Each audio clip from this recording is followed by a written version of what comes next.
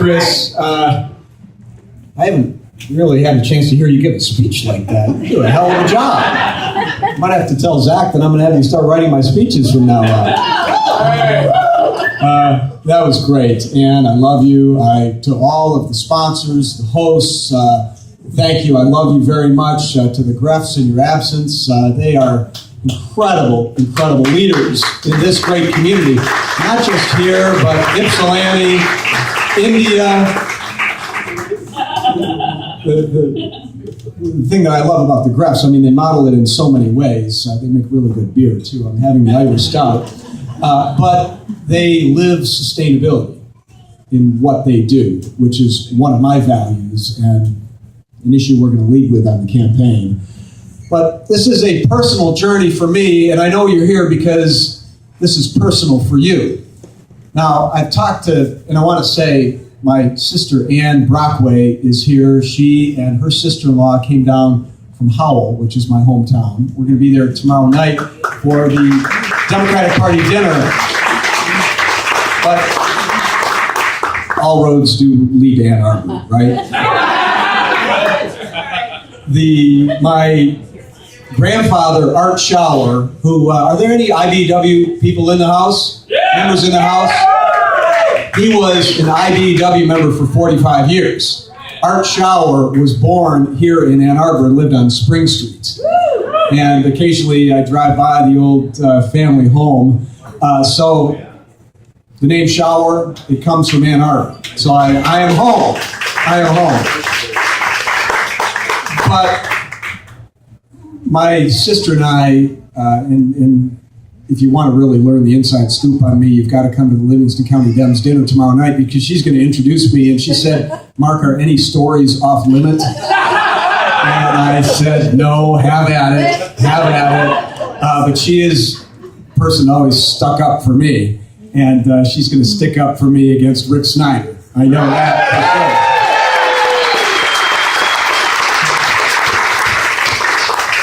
sure. But it is true. I'll give a minor friendly correction, Chris, to what you said about our parents. They both were educators. That is true. Her mother was a nurse. Katie knows that.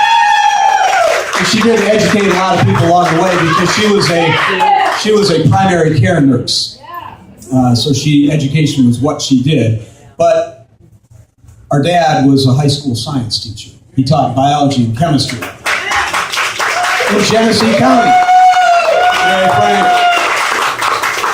So we learned these values, and the values that Chris is talking about. This is a rally. I'm considering this an official rally, a get out the vote rally. But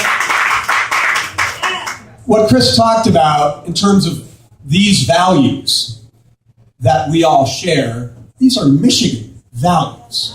These are Michigan values. I want everybody to stand straight. As Democrats, or if you're an independent, if you're a thinking Republican, you're a nonpartisan, whatever you are, because I'm going after them too. But claim it. I mean, we represent Michigan mainstream values. Rick Snyder and a very extreme Republican Party do not. They are out of touch.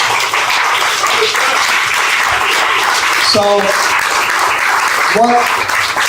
what this fight is about the very character of our Michigan, our great state of Michigan. I love this state. We are the best state, aren't we? Isn't Michigan the best state? I mean, my wife's a Uper, by the way, so we got the secret to winning, and the UP is a big part of that. But we are the best state. I mean, public education was invented in Michigan. Was invented here. And, we have always been a state that embodies fairness and equality. We are the Great Lakes state. And I'm going to fight like hell to protect our Great Lakes. Let's go.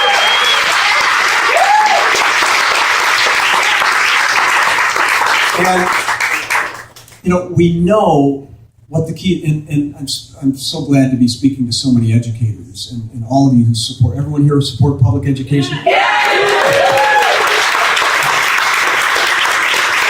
grandmother, by the way, was a first grade teacher. So we've got a lot of educators in our family. But look, and I do want to acknowledge Doug Norton. Where's Doug Norton?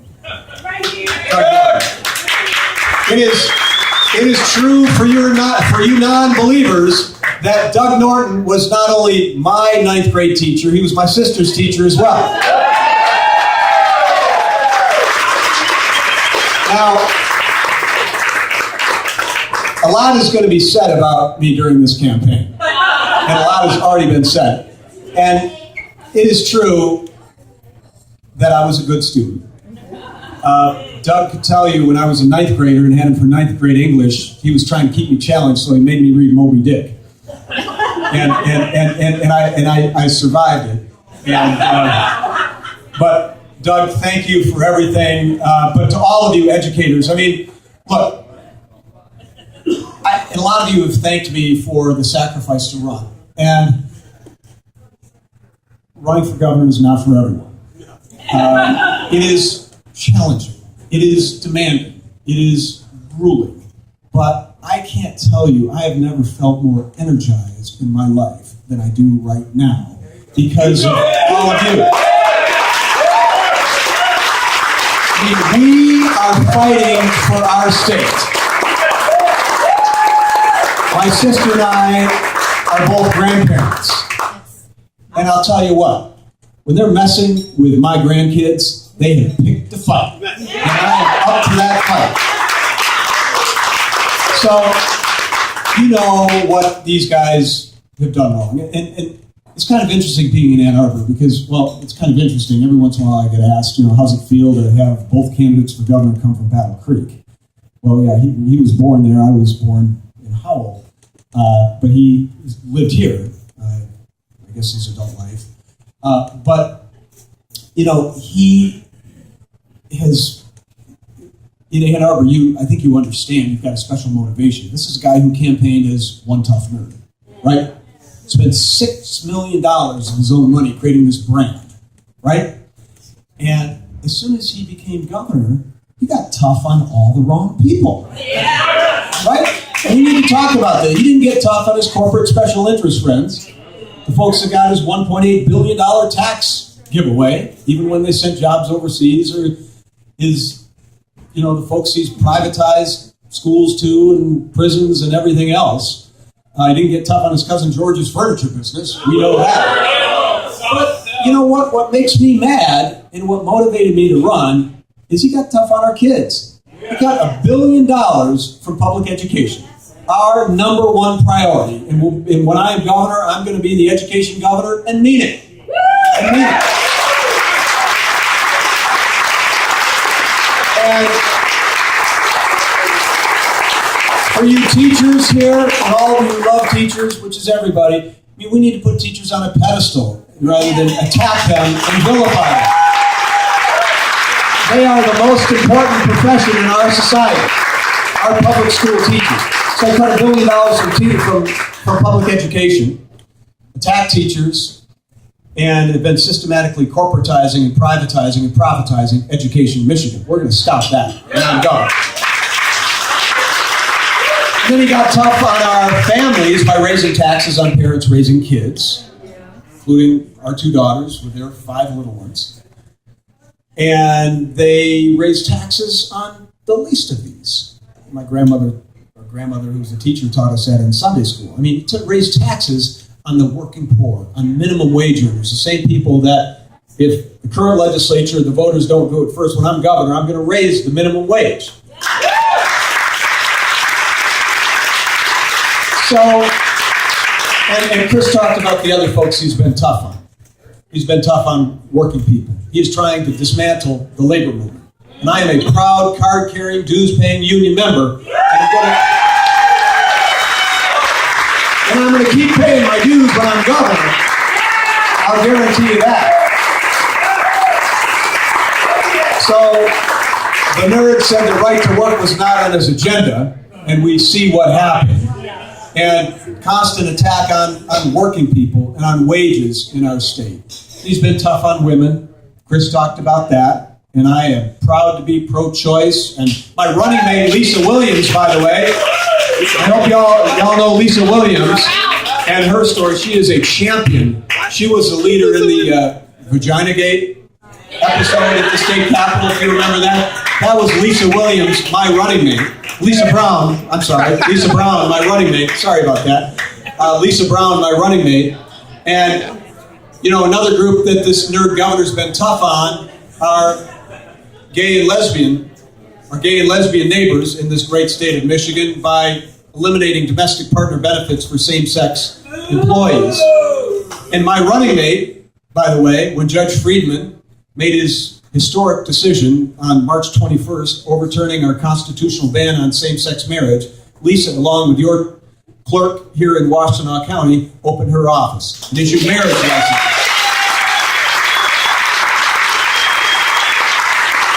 So we have a very different vision for our Michigan and a very different set of values that are worth fighting for.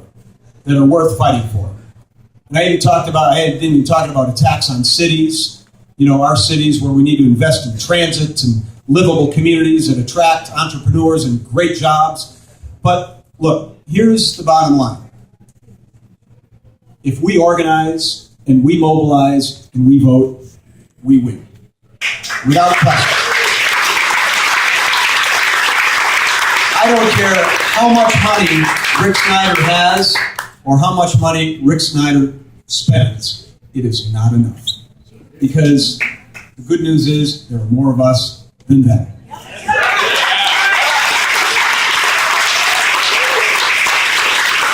So, Rick Snyder's running scared, and he should be. We are neck and neck in the polls, and we are just getting started.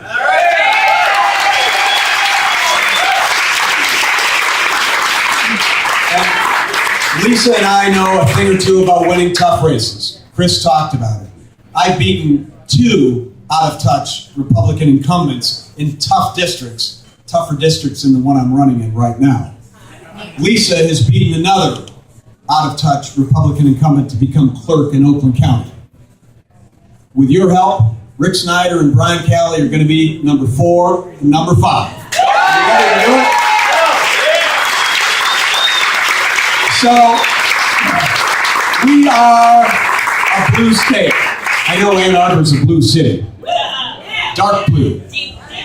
Deep blue. But Michigan is a blue state. And it's time for us to start standing up like it. It's time for us to start organizing like it. It's time for us to start mobilizing like it and get our friends out to the polls. And it's time for us to start voting like it. We do that, I become governor. We take back the state house. We elect Gary Peters as our U.S. Senator. We make gains in the state Senate. And we change the very character of our great state. Thank you. Let's work, let's work, let's work, let's work, and let's win. Thank you very much. God bless you all. Thank you. Let's win.